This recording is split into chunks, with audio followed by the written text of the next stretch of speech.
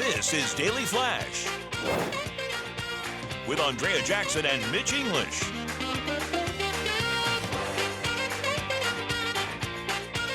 Broadcasting worldwide and streaming. Daily Flash. Today's talk, tomorrow's trends. Hey everyone, I'm Andrea Jackson. And I am Mitch English, and we're welcoming you to Daily Flash. Today's talk, tomorrow's trends. Welcome, you are a huge part of our show, and sweet baby James, our producer, knows how to make you an even bigger part of our show. Right? Hey, you know, you're watching us on over 219 stations and growing across this great country of ours, and the American Forces Network internationally. Now, you can go to our website at dailyflashshow.com, click on where to watch, and find out where we are in your neck of the woods. And you can send me an email at flash@dailyflashshow.com and say, James, you look so handsome. They're not going to today. do that, James. They're not? Okay, jeez. As much as you want it, I mean, you know, something. I know. I know we're big in prisons. I know. Huge.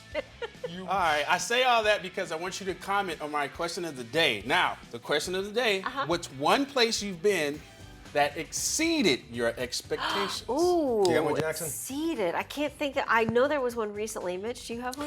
I'm going through my Rolodex. I used to do a lot of traveling, and I think places like when I went to Knoxville, you have a vision in your mind of what Yes. it's going to be like, and then you meet, and you're like, oh, this is really, really cool.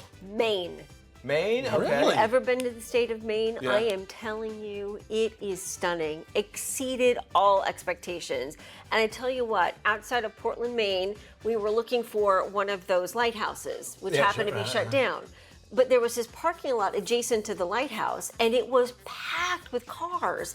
I'm like, where are all these people going? Like, I couldn't figure it out. There was this tiny little shack up on the rocks that overlooked the ocean. Sure. We're like, what is going on here? We asked somebody, like, oh, lobster shack.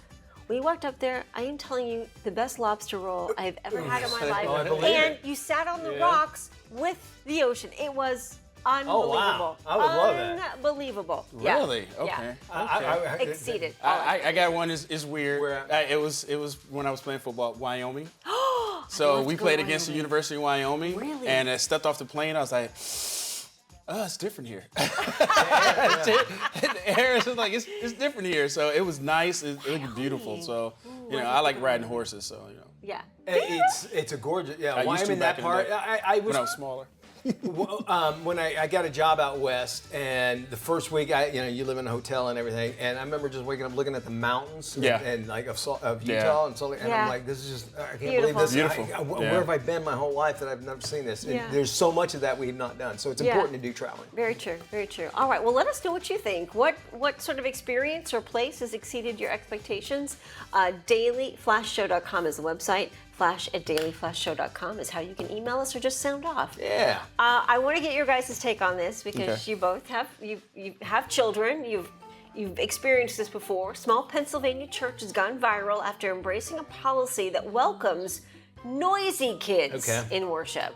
The message sparking intense debate from both sides of the aisle. Now, I'm going to read you the memo in part. Okay, it reads, effective immediately. If a family is considering visiting Mount Washington Church in Pennsylvania and they have a loud kid, the following options are available. The family should bring the kid. That's option 1. Option 2, the family should make sure they bring the kid.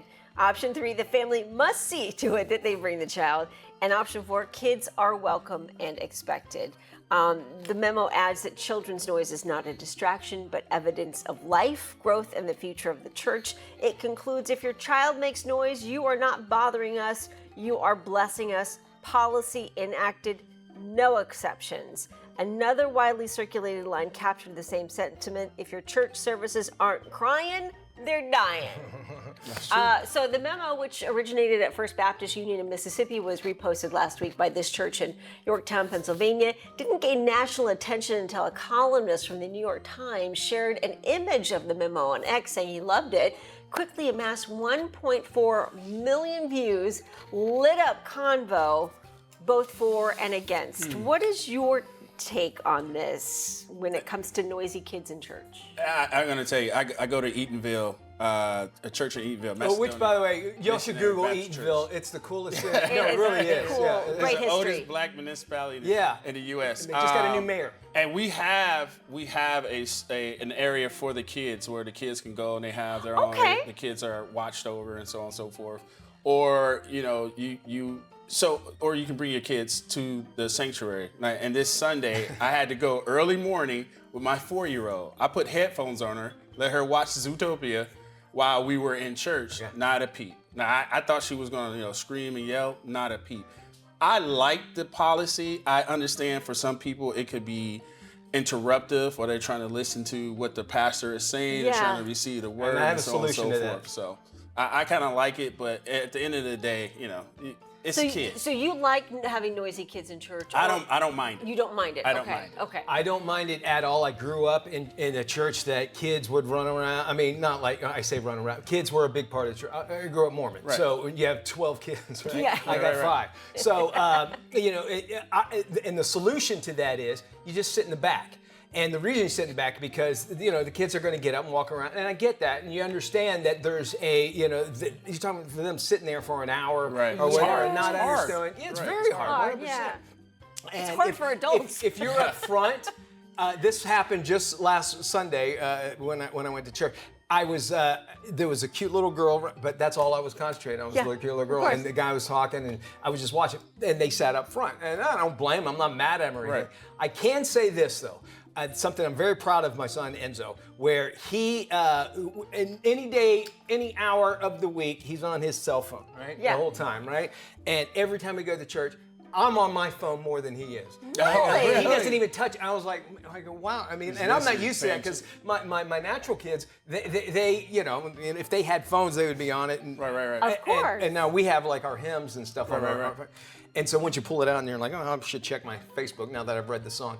But so I do feel good that maybe there might be a new generation that is kind of used to that sort of thing. But I think it reminds me of why I'm there at church is for families. And those kids need to understand that, it's boring, but it's an hour long and it's something that it was instilled in me. And I'm grateful that my parents took me to, I'm sure I was a hellion, 100%. But I love it. I mean, Proverbs 22:6 says, train up a child in the way you should go, and when he is old, he will not depart from it. So preach! I love it. I think you should. I mean, let the kids be kids, and they appreciate church, and they don't have a problem with going once they feel welcome. 100%. That's a good point. Yeah. And you're going to have the kids tell you most religions are about family and that sort of thing. I guess my question is, what about discipline?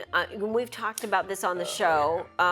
When it comes to screaming children, oftentimes the parents of the screaming child are so used to it, it doesn't really affect them. That's true. I was at an appointment the other day, and this kid was screaming at the top of their lungs, and the mom just sort of sat there and held it, and I'm thinking, do everybody a favor and just walk out. Just take the child outside. And all of us in a small room had to listen to this child scream bloody murder. Yeah. Not just once, but for 5 minutes straight. And can I tell you, that is more than just like a single person voice. You're 100% right. Is that, like I said, I have 5 kids. I don't want to hear it. And you have to know it's there. And it's going back to church, at least they have speakers on the outside, and they have places where you can take them and you can still listen to what's going on so other people can be able to do that. I think it's all decorum and that sort of thing. But also, you go to church knowing the people that are there at church come from different backgrounds and everything. Right, which is a good thing, which we all welcome. I'm going to tell you, I grew up in church, small church back in the day. If a kid was crying, one of the church mothers would grab the kid, hold the kid, talk to the kid, and calm him down. So you have that older experience to help out the mom who may be overwhelmed. Right. That's the type of church I came from. So all the kids knew everybody. Which I think in this day and age, it's kind of comforting to know that I don't know if that even exists anymore, but you've got an older generation teaching a younger generation, hey, here's what you need to do when you're out and this kind of thing happens. There is help for that. And they have to be in that situation to understand how to act and that sort of thing. And it does come down to the parents 100%. And sometimes it's just like it's exhausting. Fathers need to be stepping up if with the kids as well. It's like, hey, look, mom's got them all ready.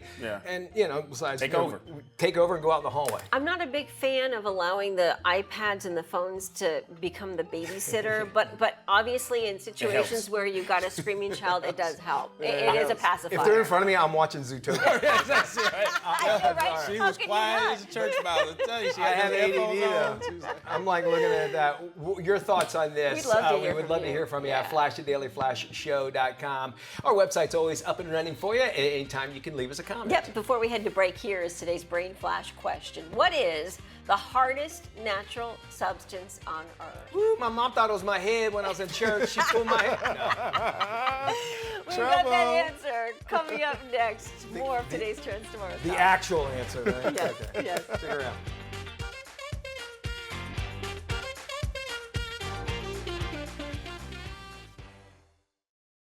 Welcome back to Daily Flash. Let's see if you got today's Brain Flash question right. Here is the question. What is the hardest natural substance on Earth? My brain sometimes, I would imagine, I'm hard-headed. I would say, diamonds. Yeah, diamonds. There you go. Diamonds, that was my guess too. So if you answered diamonds, you got the Brain Flash question right. They use it in tools a lot. That's right, the diamond cutters. Diamonds, yeah, Yes. that's how strong it is. Well, we do definitely welcome you back to Daily Flash, and it is time for us to check in with Tony Toscano to find out what's coming out of Hollywood and straight to your screen, no matter what size you're going to watch it on, all right? With the latest, here's Tony. Thanks, Mitch. Streaming on Netflix is season 4 of The Lincoln Lawyer. Every murder case is like a tree, and it's the prosecutor's job to feed and water that tree. I'm the man with the axe. I'm gonna cut that tree down to the ground. How's he doing today? Psychotically optimistic, and I kind of want to choke him. I know that guy. I'm being framed for murder. How much worse can it get?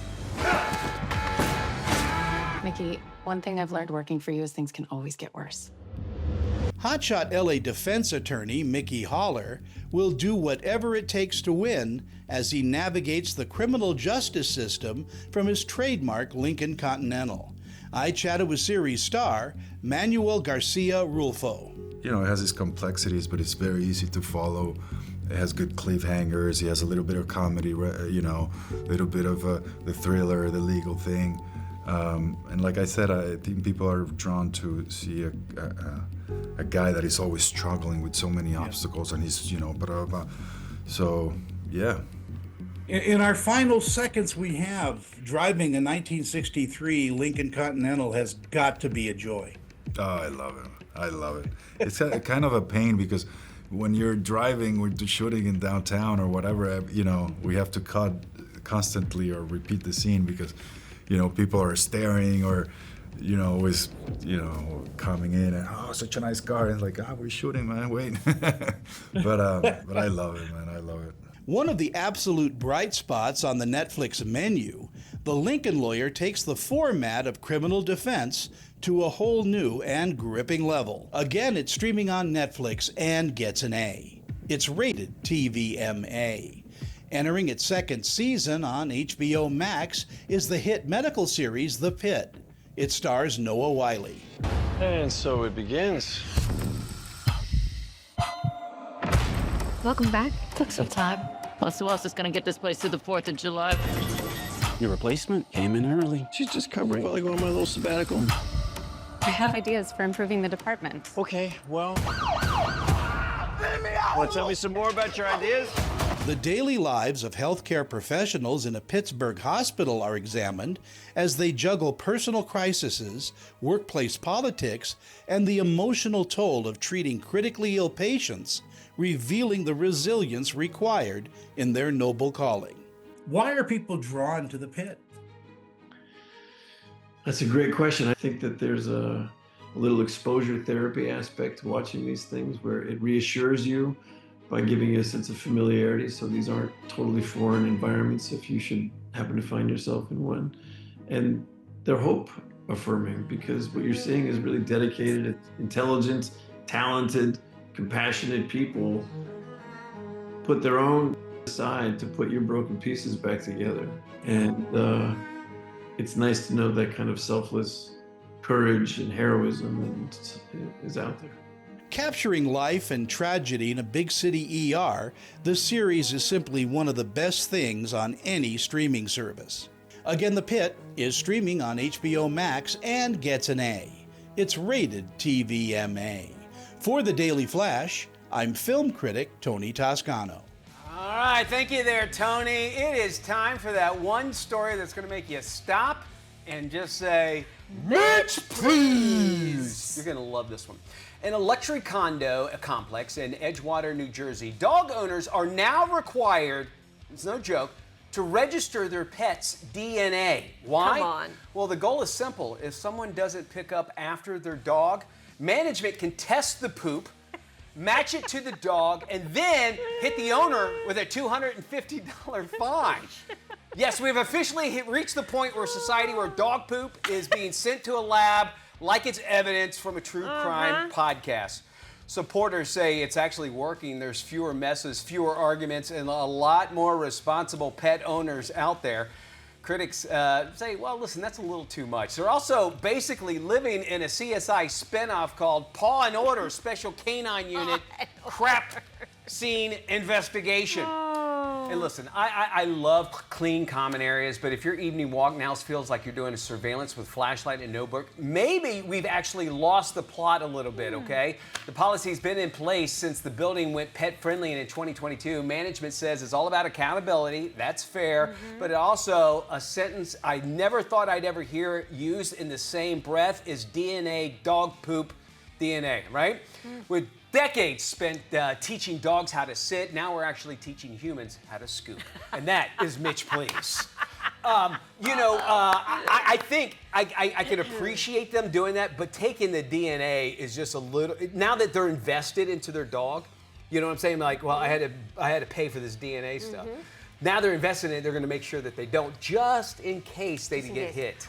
I heard a story of a woman who was looking to rent a condo or buy a condo down in southeast Florida in the Palm Beach area. And as a requirement on the application, it asked you whether you had pets. And if you had pets, you had to provide a poop sample from your pet. Already. And then they would send that poop sample to the lab for DNA.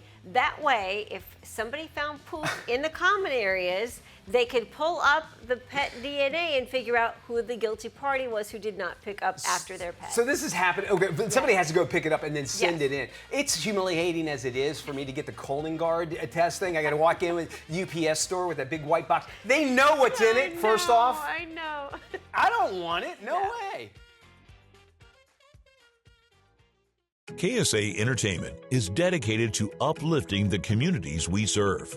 Through KSA Cares, we're bringing awareness to the causes that matter most, supporting those who work tirelessly to make a difference. From honoring veterans to championing environmental responsibility, KSA Cares is committed to inspiring positive change. At KSA Entertainment, we're here for the stories that bring us closer. Innovate with us. We can make a difference. Welcome back to Daily Flash. We are all standing by here for furry friends. We will start with this. A caretaker at a zoo in Poland captured a David and Goliath standoff between a tiny deer and a giant rhinoceros. Well, this video has already got more than 1 million views and counting. The clip shows the 50-pound deer squaring off with its 3,700-pound opponent in a snowy zoo enclosure. The deer's tiny legs propel it towards the giant rhino. The exchange leads to a final face-to-face before the rhino decides to run off after the mini deer treats him to a headbutt. Zookeepers said the 1.7-ton rhino decided to retreat rather than continue the face-off. Wow. Despite their recent confrontation, the pair remain friends. Follow-up video shows the two enjoying some hay as they stand side by side. Well, the Nashville Zoo welcomed a new bundle of joy on New Year's Day. The zoo's first ever aardvark calf was born at 6:06 a.m. Whoa. And their New Year's baby has a name, Happy the aardvark. The New Year's baby weighs in at roughly 4 pounds and is about the size of a rolling pin. Only 33 aardvarks are in accredited American zoos, and this calf is the 34th and the first to be born in the U.S. since 2024, making it a milestone for the species. Well, it was an unusual capture for police officers in Florida. An emu on the run in Florida near St. Augustine. The St. Johns County Sheriff's Office recently shared video of the incident. On January 9th, SJSO responded to a runaway emu on a county road. Corporal Keisler attempted to secure the emo, but the large bird ignored his commands, kicked several times using its large talons, and fled on foot. After a short pursuit, Corporal Keisler was able to corner the emu and secure the giant bird with a makeshift lasso and used his handcuffs, believe it or not, to secure his large talons to prevent him from running away. The corporal said, "In my 25 years, I've never handcuffed an emu. It was definitely a new one." He said he made every effort to detain the emu without causing any harm to the large bird. The emu was eventually reunited with its owners and returned home safely. All criminal charges against the emu have been dropped. That's good. You know, those things are they're dangerous, really, what they are. So, and then the police officer going into work that day had no idea that's what he was going to do. Now, I'm assuming he's probably arrested a few emos, but never an emu. But never an emu. Good I think effort. you're right there. Because grabbing those things like he had done, I mean, it could have turned bad. Those talons are really, really bad. Thank you there, Jackson. Brave. Indeed. For sure. Well, let's jump into some trending news stories that's happening around the world. An American tourist attraction has just been designated as the worst after a new global travel survey was released. And the Hollywood Walk of Fame took the title, believe it or not. Analysts actually looked at over 100 different tourist attractions around the world and came up with the worst destinations that disappoint viewers despite their global status. A travel company released the findings based on Google reviews, as well as airport accessibility, safety, and local accommodations. Reviews list the Hollywood destination as, get this, unsafe, rundown, and full of shady figures. One traveler described it as more homeless than Hollywood. Other disappointing notables on that list, the Dead Sea, that's near Jordan, the Grand Bazaar, you could find that in Turkey, and, believe it or not, the Great Wall of China, also disappointing as well. I would imagine with the Hollywood Walk of Fame, it takes you everywhere. Lord knows what you're going to see along the way, so I could see how it makes it into that list. Move on now, where a mom is taking heat for the way she traveled with her infant on a recent Delta Airlines flight. The woman who was flying overseas on a 12-hour flight was actually posted a photo showing herself crouched on the floor of an economy row as two tots slept across the window and the middle seats. She refused to pay for an extra ticket, so airline staff accommodated her as best as they could with that sold-out flight. Many accuse her of playing dumb and trying to score a free seat. That's what I think is doing. Delta's lap child policy allows children younger than 2 years of age flying free or at a reduced cost when seated on an adult's lap. Now, Delta could not confirm the photo's authenticity, but said that safety is also their top priority. And if you think about it, you know, turbulence can happen at any time. If that kid's not strapped down, it's going somewhere. So you could see how the outrage was happening here, despite if it was a free seat or not. What do you think? We'd like to hear from you. Flash at dailyflashshow.com. We got more of today's talk and, of course, tomorrow's trends still to come here on Daily Flash. Our website is waiting for you. Just go to dailyflashshow.com, hit on the sound off button. You can send us a direct message, including your voice. You could hear it on the air. Stick around. You're watching Daily Flash. We love having you along.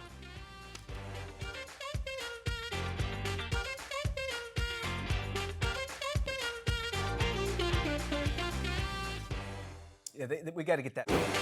This is Daily Flash with Andrea Jackson and Mitch English.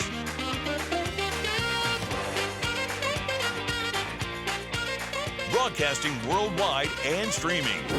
Daily Flash. Today's talk, tomorrow's trends.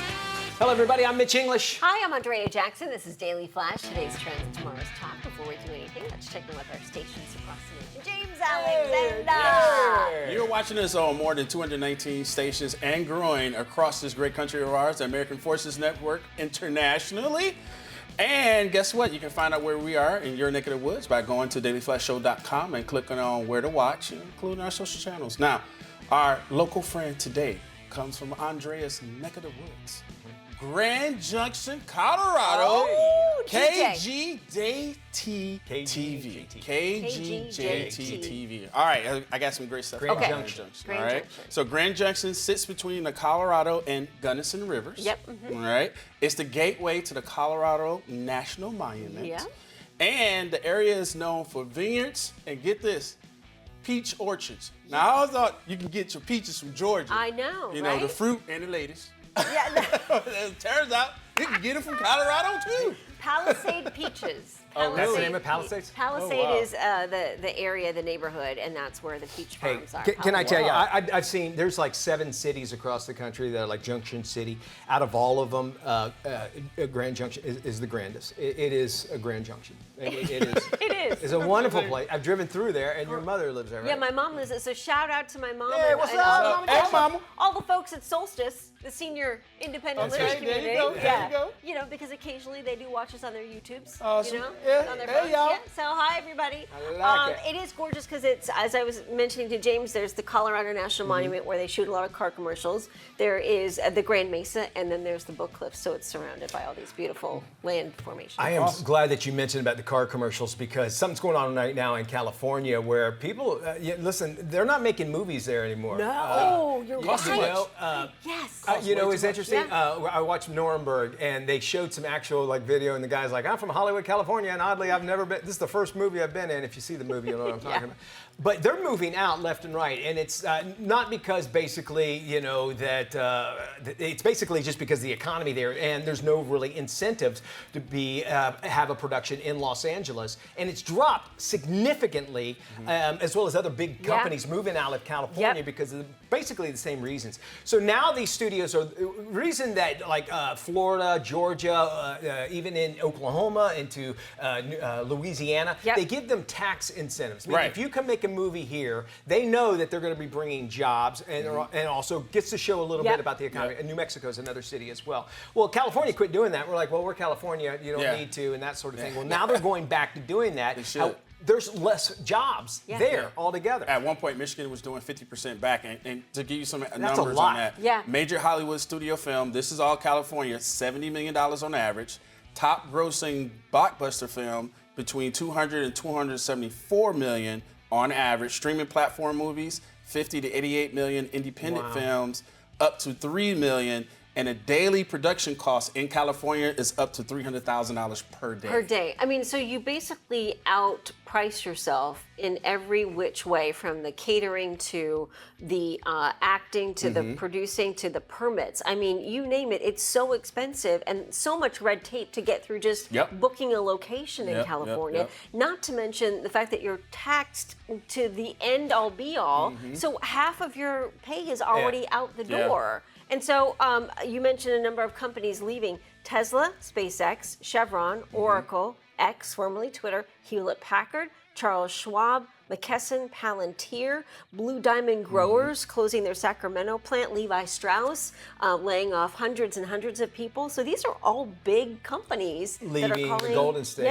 You know, there's Disney, it was going to come, and then they changed their mind. You know, there's a big complaint when they played the Super Bowl on how the players were taxed because they ate up a ton of the money because so they're saying we don't want to play in California anymore. Exactly. Because we shouldn't be playing for free. You're getting paid less in the Super Bowl. Yeah, that is true. All right, and also too, there's 50 other states or 49 other states that you could be able to check out as well. That is true. So we would love to hear your thoughts. Head to our website, flash@dailyflashshow.com. Stay with us. Don't go anywhere. Look at that. You're at the intersection of Daily Flash, and we'll be right back.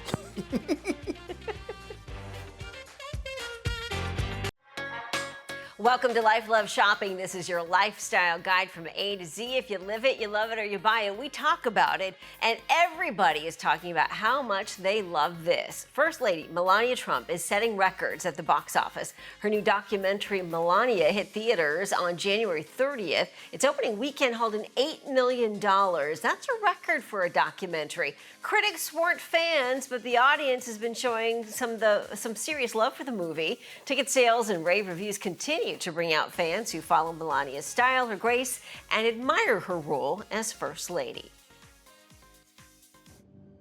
Here we go again.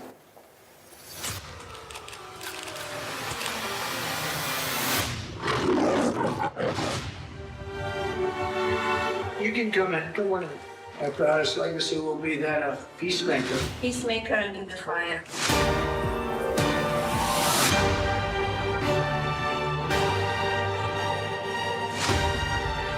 Beautiful.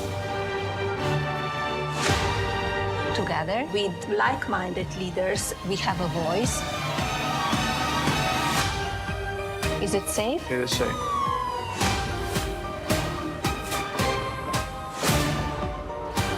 Everyone wants to know. So here it is.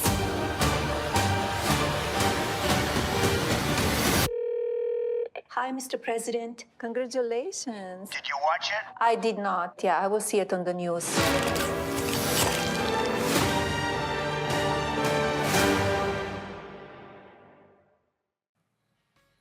There you go. It is doing great at the box office, and she has one of the best sunglasses games I've ever seen.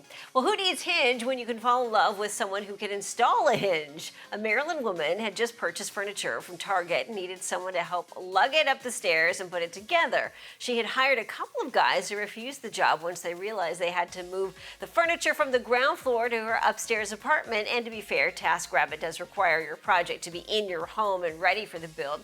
Her final handyman wasn't looking for a job that day, but he accepted after seeing her profile picture. She didn't shy away from asking him if he was single, and the rest, as they say, is dating history. The two recently celebrated getting hitched and calling New York their forever home. Sweet Hearts has released a new batch of those chalky heart-shaped candies with fresh new sayings this year. At the beginning of every year, Sprangler Candy Company releases a fresh batch of the tiny edible hearts with new sayings. This year's phrases were less flirty than usual. The candies seem to offer financial advice instead of romantic gestures, with sayings like split rent, share login, carpool, family plan, buy in bulk, and cook for two. While the brand had the best intentions with this year's release of new sayings, the joke did not seem to land well with their customers. Well, here's a twist in fashion and fur no one saw coming. Condé Nast is suing a Beverly Hills dog magazine titled Dogue, claiming the publication's name and logo infringes on their trademark fashion mag, Vogue. Dogue is a tiny mag filled with photos of four-legged fashionistas and mimics Vogue's layout, style, and overall appearance. The lawsuit asks that Dogue be shut down, its trademark application denied, and that the magazine pay damages to Condé Nast. Vogue's U.S. monthly circulation is approximately 1.2 million, priced at $12 an issue. Dogue is free online and available for purchase for $25 an issue at one Beverly Hills newsstand. The owner of Dogue has refused to say whether she will fight the lawsuit or give into their demands. Well, you can always catch up on everything Life Love Shopping on our website, llsshow.com. Once you're there, you can find previous episodes. You can find more about me. You can also share your insight and info by joining the conversation. You can follow us on all our socials. They're all posted right there and easy to find. Life Love Shopping, your life and style guide from A to Z, llsshow.com.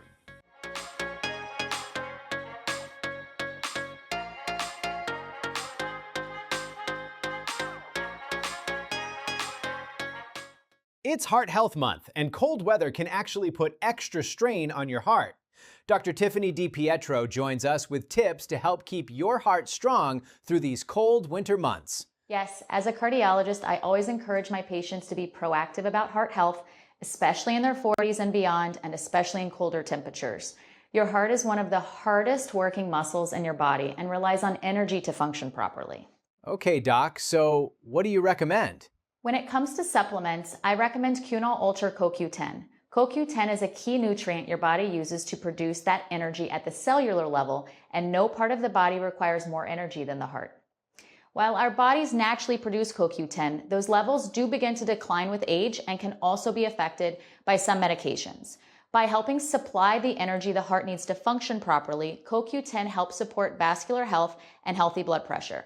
So I recommend incorporating targeted supplementation along with lifestyle habits like a balanced diet and regular exercise, which can be beneficial to keeping your heart healthy. Regular CoQ10 found in many other supplements is poorly absorbed because it doesn't dissolve well in water. Cunol Ultra CoQ10 is different. It's water and fat soluble to provide up to 3 times better absorption compared to regular CoQ10, helping people increase CoQ10 levels in just weeks. A healthy heart supports everything you do, and Cunol is the brand that can help you champion your heart health. Cunol Ultra CoQ10 soft gels are available in 60 and 120 count starting at $25.99 at all major retailers, including Walmart, CVS, and Costco. Any other advice? Yes, so if you just go to Cunol.com, you can find all of the information you need about all of the Cunol products, including the Cunol Ultra CoQ10. Thanks so much, Doc. We'll have this info on our website, dailyflashshow.com/FMI. All right, let's talk about some things trending in and around the world. We go to San Francisco. Lots of new restaurants obviously pop up there. There's one in particular called Burdell. It was found by chef Jeff Davis, and spelled Geoff, not like Jefferson Davis. Jeff Davis. Fancy Jeff. I want to let you know about that because racism is involved into this story as well. Okay. So he says that he went into his restaurant and he said, no matter what, I'm going to put 20% tip on everything. If you came in and just ordered a glass of water, 20% tips is going to be on that. And he said he did that because of the fact of the racism that he saw as he was a waiter as well in his life. And he says this 20% charge is to basically guarantee fair and consistent wages. And that's important to say. Fair and consistent wages for his entire staff. And he says that he had seen through the years his staff actually getting stiffed, disrespected. And he said, listen, I'm going to do something about it. Automatic 20% no matter what. And to me, where I'm finding that is like, okay, if I go in there knowing it's a 20% tip no matter what, I am still expected to get really good service. And it seems like you know, do you challenge that? If the tip is already there, what motivation do you have to give that extra something that would honor a tip as well? You don't. I mean, you can show up to your job and sort of go through the motions, but if there's no incentive for you to earn a tip, then I don't think you're going to go above and beyond. And I mean, it's his restaurant, so if he wants to do it, he can do whatever he wants. And if you want to go to that restaurant and that's okay by you, I mean, in my opinion, he has every right to do that. However, I don't think he should expect his customers to help pay his employees' salary. That's another good point, right? And he's putting it under the label of racism, is that these customers were racist because maybe he felt like he was giving good service and maybe he didn't get tipped well enough, and so he considered That's that the racism. Restaurant business. I mean, Right? I waited tables all through college, and I can tell you, it all evens out in the wash, and that's the crazy thing. You might get a $100 bill on a $20 check, and then you might get stiffed on a $100 check. And for whatever reason, it all kind of just balances itself out. So there are good tippers, there are bad tippers. That's just the restaurant business. And when you're a waiter, that happens. Sometimes when you are trying to make your statement, you put all these banners up of why you're doing things, the message gets lost. So I think it should be one or the other, because he's saying, first off, I'm doing this to end racism because I want everybody to get the same amount of tips or whatever. Yeah. Or is it like the fact that, you know, he wants to make sure his employees get paid well, so he's going to give that 20% on top of it. So which one is it? Do you want to have them have great pay, or is this because of racism? And I think a lot of times people kind of throw out that word racism to give more, especially in a very liberal area like San Francisco, to say, wow, he's doing something different. Hey, I applaud you if you're looking out for your employees. And I know, and it's plain as day, when I walk in, there's 20% tip is added all the time. I would expect to get great service because of the fact, well, I'm prepaying my tip. And that, don't get me down the Uber and the other delivery where you have to pay ahead of time. Yeah. There's got to be a certain way where you can pay a tip afterwards based on service. Yes. Yeah. To me, it seems as though he's fishing for financial help to keep his restaurant That's open. what it sounds like, right. And the restaurant business is very unforgiving, and most restaurants fail. I mean, everybody talks about that. There are very few that are successful, but I think it's probably not to his best advantage to punish his customers by forcing them to pay a 20% gratuity in order to help him pay for his employee's salary. And yet it will continue to be that way until you say that. I think, pay more, maybe then you don't have to worry about your employees to ever get that kind of money. I just still feel like, and let's say I'm not, but if I'm a 25 to 30% tipper, and I see they put 20, I'm like, all right, well, I'm only going to give you 20%. Now, I would have given, and other people might say, well, if you did great service, then give more than that. No. Yeah, I do have an issue though when you get to these checkout places and the screen pops up, and I'm really only left with tipping a minimum of 20% nowadays, or so I don't really have the option of no tip. or 15%, I got to pay at least 20%. At a fast food restaurant, or At a fast food restaurant. I'm not gonna do it. I have no problem hitting that. A barista, dry if you do cleaner. something, if you're actually making something Yes. for me, I'll tip. I have no problem with that. 100%. Thoughts on this? We want to hear yours. Flash at dailyflashshow.com. Hey, Mitchie. Hey, Jackson. Yeah, I want to talk about that big story coming out of Oh, Hollywood. hold on, wait. I want to get Matt in on this call, all right? Hold on. Hey, what's up, Mitch and Dias? Matty! Mitchie. Mateus. Mitch, my man. Matty of Berkshire. What's going on? Hey, AJ wants us to talk about a big story that's happening. This kid, the Kiki, says hi. He has his own Instagram. That's great, Matt, but I really want to talk about this big story coming out of Hollywood. Oh, dog and cat, it's You should check it out. This kid, the Kiki. I want to know what's going on. What? Oh, okay, so real quick. Why does he still have a dial-up modem? Hey, I gotta get back to wrestling stuff. It's on the media. You know what? Maybe we should just try this later. Okay, all right. Peace and love. Daily Flash. Where are you? It's just better when you're part of the conversation. Join us online.